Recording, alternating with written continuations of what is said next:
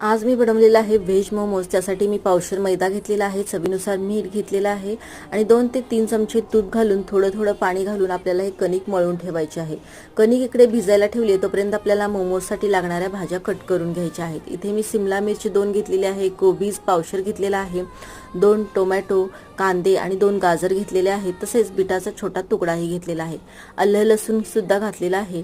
भाज्या कट करून झाल्यानंतर कढईमध्ये 2 मोठे पळी तेल घातलेलं आहे। आता आपल्याला हे तेलामध्ये भाज्या छान फ्राय करून घ्यायच्या आहेत। वरून मी तिखटासाठी पुन्हा 2 हिरव्या मिरच्या कट करून घातलेल्या आहेत, चवीनुसार मीठ घातलेलं आहे, काळी मिरी पूड, chilli flakes, soya sauce, red chilli sauce आणि टोमॅटो केचप वगैरे घालून आपल्याला या भाज्या छान तेलामध्ये शिजवून घ्यायच्या आहे।